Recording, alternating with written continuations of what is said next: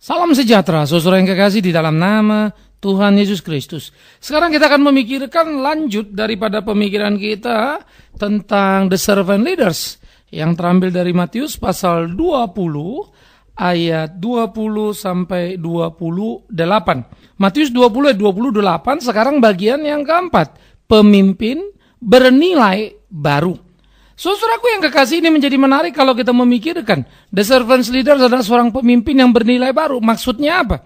Yang pertama, kita mesti menyadari betul bahwa ketika seseorang menjadi pemimpin, kita sudah membicarakan itu harus menjadi satu kepemimpinan yang berbasiskan pertobatan.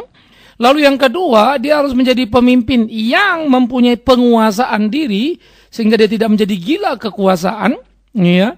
Dan sekarang kita akan memikirkan pemimpin yang bernilai baru. Nah, inilah yang disebut the servant leaders. Sebuah kepemimpinan yang merupakan panggilan, bukan sekedar model kepemimpinan. Nah, pemimpin yang bernilai baru pertama, dia menjadi pemimpin yang God-oriented. Istilah God-oriented saya pikir menjadi satu istilah yang perlu untuk kita pahami bersama saudaraku yang kekasih. Karena God-oriented membuat dia tidak lagi self-oriented. Padahal pada sejatinya semua kita manusia dalam hidup kita sangat amat mencintai diri kita. Kita amat sangat self-oriented, berpusat kepada diri. Tetapi sekarang kita mempunyai sesuatu pemahaman yang baru dalam hidup ini. Bagaimana kita belajar untuk God-oriented dalam kepemimpinan. Wah, ini menarik sekali. Kedengarannya enak diomongin. Tetapi berapa banyak orang-orang gagal di dalam kepemimpinan karena memang mereka amat sangat menekankan self-oriented. Sehingga seluruh center point dari apa yang mereka kerjakan adalah diri sendiri dan bukan lagi Tuhan. Ini kesalahan. Nah, jadi saudara, God oriented harus menjadi satu semangat yang kita tumbuh kembangkan. God oriented menjadi suatu semangat yang kita pakai untuk terus mengevaluasi diri kita, posisi kita sebagai pemimpin. Ya, jadi self oriented itu mesti digeser. Self oriented itu mesti dipinggirkan. Nah, tidak mungkin kita bisa membangun satu pemahaman nilai God-oriented kalau kita tidak terus-menerus membaca Alkitab, menggali Alkitab. Kenapa? Karena Alkitab ini akan menjadi semacam satu proses pemurnian terhadap seluruh nilai-nilai dalam diri. Nah, karena itu tidak bisa dibayangkan kalau pemimpin Kristen, ya, yang seharusnya God-oriented itu, ternyata malas baca Alkitab misalnya. Ya, Anda tidak akan pernah teruji. Sehingga istilah-istilahnya dipakai God-oriented, self-oriented gitu ya. Lalu kepemimpinan sebetulnya yang dikembangkannya tidak lebih, tidak kurang dari kepemimpinan gaya dunia yang diberi warna-warni baju kekristenan. Nah, itu yang sekarang banyak di partai politik di mana-mana. Nah, makanya kemudian kalau ada perbedaan cenderung kepada keributan dan perpecahan. Karena saling ngotot tanpa mau lagi melihat sebetulnya ini apa yang mau dipeributkan sih? Pantas apa nggak pantas? Ada waktu sesuatu pantas untuk diributkan. Yaitu kalau ada penyelewengan. Patut ribut dong kita. Tapi kalau hanya sekedar kepada selera diri, sebetulnya bisa dinegosiasi, kenapa mesti ribut? Nah, ini dia. Maka ribut akan menjadi sesuatu yang sangat mungkin kalau self-oriented. Tapi kalau God-oriented pasti tidak. Nah, ini perlu. Oleh karena itulah, membangun semangat. Bagaimana segala sesuatu itu berorientasi kepada Tuhan. Berpusat kepada Tuhan. Hanya bisa dengan seorang pemimpin yang bergaul dengan Tuhan, yang membaca Alkitab. Tentu bacaan ini bukan kayak membaca mantra ya, tapi membaca, menggali, mengerti begitu. Iya, sehingga hari demi hari dia terus dimurnikan, dia terus diasah oleh kebenaran firman itu. Kehidupan rohaninya beres, kehidupan doanya beres begitu ya. Nah, ini akan bisa menolong God oriented. Jadi ini kita mesti bangun menjadi satu semangat yang kuat pada diri seorang pemimpin itu. Nah, sesudah dia mempunyai satu nilai God-oriented, maka ini akan menjadi proses yang membawa dia kepada tahap berikut. Bagaimana kemudian menjadi pengikisan pada dirinya, sesuatu yang self-oriented itu dipretelin begitu ya, dibuang satu-satu, sehingga yang kedua dia memiliki sekarang satu new paradigm gitu, paradigma yang baru. Ya, satu mindset yang baru. Nah, ini menjadi amat sangat perlu. Karena kalau sudah God-oriented, pasti dia akan berubah di dalam seluruh pola pikirnya. Paradigma lama yang self-oriented itu pasti terpinggir tadi, menjadi God-oriented, maka mulailah dia menyusun di dalam benaknya itu, ya, di dalam sistem berpikir dia itu, ya, Satu cara berpikir yang Kristiani. Wah, ini mulai bergerak. Nah, jadi kita akan melihat bagaimana ini menjadi sesuatu yang hebat. Bagaimana ini menjadi sebuah pergumulan yang serius dalam kehidupan anak-anak Tuhan. Nah, ini akan menjadi satu pertandingan serius, saudaraku. Sehingga kerangka pikir menjadi satu kerangka pikir yang tajam. Mindsetnya mulai dirubahkan terus. Mulai membentuk. Jadi ini kalau dibilang ini semacam satu bangunan dirubuh habiskan, lalu dibangun baru ini. Jadi bukan sekedar modifikasi. Karena self-oriented to God-oriented, wow, itu mutlak baru itu. Ya, sehingga perlu pembongkaran pemahaman yang lama. Jadi bukan self-oriented yang dibungkus semangat God-oriented, percuma. Karena isinya tetap aja itu-itu juga. Nah, inilah yang dimaksud dengan konsekuensi daripada God-oriented harus menjadi satu paradigma yang baru. Sehingga kalau kita bicara dengan pemimpin yang sudah mempunyai nilai yang baru itu, kita akan merasakan sekali. Lain kita bicara dengan dia dan yang lainnya. Diskus kita itu menjadi sesuatu yang konkret. Diskus kita itu menjadi sesuatu yang menyenangkan. Diskus kita itu menjadi sesuatu yang tidak lagi berpusat tentang kita dapat apa, tapi kita bisa buat apa. Nah, paradigma baru seperti ini harus menjadi satu paradigma baru yang dikembangkan dalam diri kita. Nah, karena itu saya katakan tadi, tidak akan mungkin tanpa pemahaman benar dari Alkitab. Saya mengambil contoh. Paulus pernah mengatakan satu kalimat seperti gini, yang dulu kuanggap untung ternyata sampah. Jadi dulu dianggap untung, sekarang dianggap sampah. Loh, apa yang dulu untung? Secara sederhana, dulu Paulus adalah orang yang sangat berpotensi untuk sebuah posisi tinggi. Dia bisa menjadi pemimpin agama. Di samping dia adalah murid terkenal dari guru Gamaliel, dia seorang yang pintar dan memang ekstra pada dirinya. Punya kemampuan dan semangat yang luar biasa. Sehingga Paulus merupakan perpaduan ketajaman berpikir dan semangat yang kuat. Hebat ya. Dan militansinya luar biasa sekali. Sehingga dia betul-betul begitu hebatnya berjuang untuk keagamaannya, keyahudiannya. Tetapi memang semuanya itu pada waktu itu sangat self-oriented. Dia lakukan itu lebih berpusat kepada diri supaya dia mendapatkan penghargaan dan posisi. Nah, ini bakti keagamaan. Tapi masih berpusat pada diri. Jadi saudara jangan berpikir orang yang bakti keagamaan itu tidak berpusat pada diri. Tampaknya dia sepertinya melayani dan mau menyenangkan Tuhan, tapi sebetulnya agenda diri banyak sekali. Nah, ini kita harus hati-hati. Perlu sebuah kejujuran di sana. Nah, saudara-saudara, sesudah itu kemudian apa yang terjadi dengan Paulus? Dia bertemu dengan kebenaran Kristus. Yesus menyatakan diri kepada Paulus, Paulus bertobat. Sehingga namanya disebut Paulus setelah sebelumnya namanya adalah Saulus. Tetapi ketika dia mengikuti Yesus, seluruh hidupnya untuk Yesus, untuk Tuhan itu, wow, dia mengalami banyak masalah. Sekarang dia sudah mulai diuber-uber, disesat, dicambuk seperti penyamun gula, lari sana lari sini. Dia harus keluar masuk penjara. Ironis. Iya. Sehingga dia seringkali mengatakan pergumulan-pergumulan yang sangat serius. Menghadapi aniaya tapi tidak binasa. Kehilangan akal tetapi tidak putus asa. Wow. Ada sesuatu yang berubah. Lain sekali. Sehingga kekuatan yang dahsyat karena sebuah paradigma yang baru tadi. Paradigma yang sudah diubahkan, di mana tidak lagi self-oriented menjadi God-oriented. Membuat seorang Paulus itu menjadi Paulus yang amat sangat luar biasa. Lalu kita mulai membaca pergumulan-pergumulan, pemikiran-pemikiran Paulus akan kebenaran. Bagaimana Roh Kudus menuntun membimbing dia. Sampai dia juga mengatakan, adapun hidupku ini bukan aku lagi, tapi Kristus yang hidup di dalam aku. Aku hidup hanya dalam iman percaya kepada anak Allah itu. Dan itulah kehidupanku. Hebat ya. Nah, jadi disinilah sesuatu yang hebat terjadi pada diri seorang Paulus. Maka Paulus yang sama itulah berkata, maka kalau engkau berpikir, pikirkanlah perkara-perkara yang di surga, yang di atas sana, bukan perkara yang di bawah. Artinya bukan Anda tidak membumi. Nah, ini aspek yang ketiga. Artinya apa? Saudara dan saya, pemimpin yang mempunyai semangat servant leaders tadi itu, maka dia harus menjadi pemimpin yang memikirkan seluruh kegerakannya berdampak terhadap kekekalan. Jadi yang pertama tadi God oriented, itu akan membangun satu paradigma yang baru. Dari paradigma yang baru, itu semua yang dikerjakan akan berdampak pada kekekalan. Artinya, tidak ada satu apapun yang dikerjakan yang tidak mempunyai korelasi dengan kekekalan, dengan kebenaran, dengan keselamatan. Nah, ini perlu.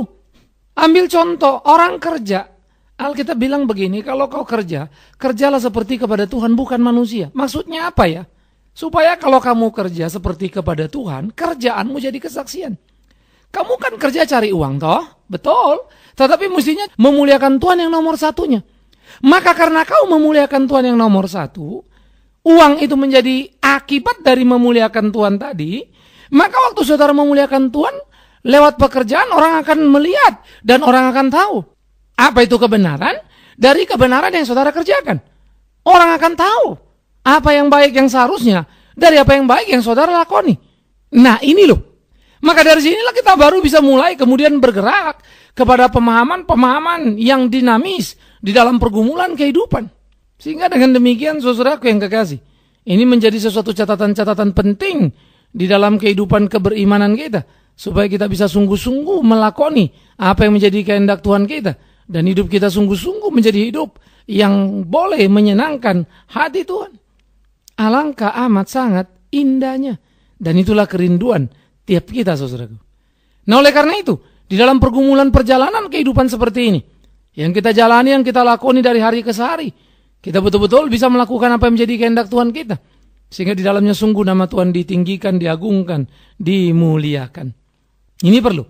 Nah jadi saudara yang kekasih di dalam nama Tuhan Yesus Kristus, camkan dan pikirkan ini menjadi bagian-bagian yang menjadi perlu di dalam semangat hidup sebagai seorang pemimpin.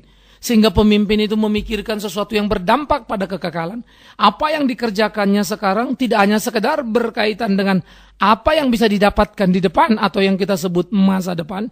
Tetapi lebih lagi yang berkaitan dengan kekekalan. Maka bagi dia di dalam memimpin kebenaran menjadi azas paling penting. Seperti apa sih bentuknya Pak? Begini berdampak kekekalan. Misalnya saudara bisa menggapai satu titik hasil yang bagus di depan. Tapi dengan cara yang kurang tepat lah begitu, kurang baik. Kita nggak usah bilang terlalu jahat ya, kurang baik. Maka saudara akan mengetahui cara yang tidak baik atau kurang baik ini, sekalipun akan mendapatkan hasil yang baik, tetap tidak baik kan. Karena itu tidak benar. Dan ini akan bersifat sementara, menggapai ke depan, tetapi kesalahan yang sedikit tadi yang disahkan itu akan menjadi kesalahan besar yang disahkan. Sehingga orang terbiasa dengan kesalahan, terbiasa dengan salah, akibatnya dia tidak merasa salah lagi waktu melakukan yang salah. Maka pada langkah pertama kelihatan tipis, ada masih penyesalan. Langkah kedua tidak lagi terlalu menyesal. Langkah ketiga sama sekali tidak menyesal. Langkah keempat sudah anggap biasa. Maka di ujung sana akan Anda berhenti pada masa depan. Tapi Anda tidak akan pernah mencapai kekekalan. Wow, hebat ya. Maka pemimpin-pemimpin dunia hanya mencapai apa yang bisa digapai di depan sana. Tetapi orang-orang yang memimpin di dalam kekristenan itu tidak sekedar berbicara masa depan, tetapi dia berdampak pada kekekalan, sehingga bukan hanya di ruang kesementaraan. Karena itu dia akan memperhatikan nilai-nilai itu. Dia akan membangun nilai-nilai itu. Iya, sehingga dia akan terus memberikan inspirasi kepada dunia, bagaimana seharusnya hidup bersama. Inspirasi kepada dunia, bagaimana seharusnya menjadi pemimpin. Ya, tapi banyak sekali kita lihat misalnya pemimpin Kristen tidak memberikan pencerahan. Boro-boro membicarakan, membawa orang pada kekekalan kan, membereskan masa depan saja banyak yang buntut, banyak yang kacau, karena tidak mempunyai visi. Banyak sekali gereja atau orang-orang menulis visinya apa, misinya apa begitu kan. Tapi kalau diajak diskusi, nyaris dia tidak mengetahui apa yang disebutnya visi. Disebutnya visi, tapi kalau kita lihat lakon atau model yang dijalankan, tidak menjawab apa atau tidak menjelaskan apa yang diyakini sebagai visi. Banyak sekali. Sehingga sebetulnya terjadi kelucuan-kelucuan dalam hidup ini. Karena tren dalam manajemen modern ya semua orang punya visi kan begitu. Tetapi kemudian yang saya bilang tadi, tapi sebetulnya ada kegalauan di sana. Ada hal-hal yang tidak beres di sana. Nah karena itulah saudaraku yang kekasih, perlu sebuah kehati-hatian di dalam menyikapi kehidupan ini.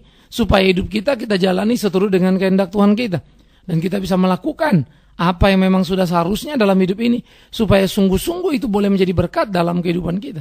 Dan kita terus bergerak maju untuk menggapai sukses kita di dalam kesementaraan, tetapi terus sampai kepada kekekalan. Nah ini menjadi perlu. Oleh karena itu saudara yang kekasih di dalam nama Tuhan Yesus Kristus, mari kita memikirkan dengan sungguh-sungguh seluruh kehidupan kita itu, supaya kita bisa lakoni dengan tepat, sehingga hidup kita betul-betul menjadi hidup yang menyenangkan Tuhan kita. Nah ini yang jadi perlu. Sehingga setiap apa yang kita kerjakan itu disebut berdampak kekekalan. Maka Aspek yang keempat, otomatis pemimpin yang bernilai baru itu adalah pemimpin yang bisa menciptakan perbedaan yang konkret dengan yang bukan. Nah, sampai di sini saudara menjadi menarik. Karena banyak sekali kepemimpinan yang diklaim sebagai pemimpin Kristen atau apakah itu di partai politik Kristen, di dalam gereja atau lain-lain. Sebetulnya kepemimpinannya apa bedanya sih dengan kepemimpinan dunia? Sami mawon. Ya, sama saja ternyata. Sehingga di dalam hal itu kita tidak melihat nilai-nilai yang luar biasa sebetulnya yang dikerjakan. Ya, pemahaman-pemahaman visi yang apa ya? Cuma begitu saja. Ya. Sehingga apa yang dikerjakan itu sebenarnya tidak berdampak untuk menciptakan perubahan, tetapi apa yang dikerjakan hanya menjadi semacam satu putaran kegiatan untuk diri. Jadi misalnya orang, gereja nih, kita kebaktian minggu, tengah minggu, ya muter aja terus. Apakah kemudian ada yang berubah dengan lingkungan kita karena itu? Enggak. Kenapa tidak? Memang kita nggak berinteraksi kok dengan lingkungan kita. Apalagi kalau kemudian kita merubah kejahatan jadi baik, wah makin jauh lagi. Lingkungan saja sebagai konsekuensi bermasyarakat tidak berubah. Apalagi kejahatan yang mungkin berada jauh dari kita dan seterusnya. Itu lingkar yang sudah lebih luas. Jadi kalau interaksi lokasi saja gagal, gimana lanjut? Nah, karena itulah perlu sebuah gugatan-gugatan kepada diri, gugatan-gugatan bagaimana supaya kita menumbuh kembangkan pelayanan itu, ini jadi penting. Jadi kita tidak boleh lagi tertinggal di dalam kereta yang salah. Tapi kita bisa maju, melejit untuk menggapai apa yang seharusnya. Nah, saudara yang kekasih di dalam nama Tuhan Yesus Kristus, inilah menjadi sesuatu yang perlu dalam hidup kita. Bagaimana kita memainkan peran kita. Sehingga perbedaan yang konkret tadi, kalau saya suka memakai istilah, kita itu melakoni hari-hari menjalankan tugas kita. Seperti piring di atas meja kan gitu. Ini taruh katanya kan pelita itu jangan taruh di bawah ganteng, tapi di atas meja. Dilihat semua orang dan bertanding. Dan jangan takut dong. Nah, dengan melihat itu orang akan melihat ada perbedaan yang jelas antara kita dengan dunia. Dunia memimpin untuk sebuah kekuasaan, kita tidak. Dunia memimpin untuk sebuah kepuasan, mendapatkan keuangan, kita tidak. Tapi kalau orang Kristen masuk ke ranah kepemimpinan, yang dipikirin melulu fasilitas, keuangan, kenyamanan, kekuasaan, ya ngapain Anda ada di situ? Nah, itu yang dimaksud dengan perbedaan konkret. Apa bedanya dengan dunia? Ya, apa bedanya? Nah, oleh karena itulah saudaraku yang kekasih, perbedaan konkret menjadi perbedaan yang kita gumuli dalam kehidupan kita. Perbedaan konkret menjadi perbedaan yang nyata, yang bisa kita lakoni dalam hari-hari kita. Perbedaan konkret itu harus menjadi perbedaan yang bisa dilihat, diukur tiap orang dalam kehidupan ini. Nah, di situ kita baru tampak mempunyai satu nilai yang bagus, satu nilai yang baru. Itulah kehidupan. Itulah kepemimpinan yang benar. Menarik ya. Nah, jadi disitulah kita bertanding dan bertarung. Oleh karena itu, saudara yang kekasih di dalam nama Tuhan Yesus Kristus, jangan kemudian terjebak kepada kiri kanan, apalagi terkontaminasi, lalu saudara berputar-putar di situ. Akhirnya justru semakin hari malah semakin mirip banget dengan kepemimpinan dunia. Oleh karena itu di awal kita sudah bilang servant leaders itu adalah panggilan, bukan model. Ini bukan sekedar sebuah kedewasaan, sekedar pengalaman kepemimpinan. Tapi betul-betul ini menjadi sesuatu yang kuasa Allah yang bekerja, yang berbasiskan pada pertobatan, yang membuat kita memiliki perbedaan yang sangat konkret dengan dunia sekitar kepemimpinan yang ada pada umumnya. Nah, oleh karena itu saudaraku yang kekasih, camkan dan gumulin ini dalam pergumulan kehidupan, sehingga kita betul-betul mampu melakoni dengan tepat, dengan jelas. Dan apa yang kita lakukan menjadi sesuatu yang penuh berkat bagi sesama kita dimanapun kita ada. Camkan itu, pikirkan itu. Jalani itu dalam hari-hari hidupmu, supaya hidupmu menjadi hidup yang memuliakan Tuhan. Alangkah menyenangkan. Iya kan? Nah, jadi saudaraku, ini menjadi sesuatu yang perlu. Ini menjadi sesuatu yang harus kita kerjakan dalam kehidupan kita. Sehingga dengan demikian, kita menjadi pemimpin yang punya nilai baru, yang bisa mempengaruhi situasi di sekitar kita, zaman kita, lingkungan kita. Karena kita mempunyai satu dampak dalam kepemimpinan. Dan itu berdampak pada kekekalan, bukan hanya kesementaraan. Apalagi sekedar hanya masa depan. Wow, sangat menantang bukan? Semoga Anda mampu untuk merumuskan hal itu secara detail di dalam tempat di mana saudara memainkan peran. Sehingga betul-betul menguji diri sendiri dan bertanding Sehingga biar nanti masing-masing kita dengan hati nurani melihat apa yang kita lakukan. Hati nurani yang sudah dibersihkan tentunya oleh kuasa Tuhan itu. Sehingga dengan demikian hidup kita memuliakan Dia. Tuhan memberkati saudara selamat menjadi pemimpin yang memiliki nilai yang baru. Amin. Mari kita berdoa. Tuhan, kami bersyukur, kami berterima kasih kalau hidup kami boleh menjadi hidup yang diberkati oleh Tuhan, dan kami bersyukur kalau hidup kami dituntut untuk memberkati sesama kami. Karena itulah kami juga berdoa supaya kami dijadikan pemimpin dimanapun kami ada, yang mempunyai nilai-nilai baru, nilai-nilai surgawi itu. Sehingga sungguh-sungguh seluruh kehidupan kami tidak lagi berpusat pada diri, tapi berpusat padamu, iya Tuhan kami. Terima kasih, mampukan kami karena kami tahu itu tak mudah. Tetapi biarlah oleh pertolongan-Mu itu dimungkinkan di kehidupan kami. Terima kasih Tuhan. Terpujilah Engkau. Di dalam nama Yesus Kristus kami berdoa. Amin.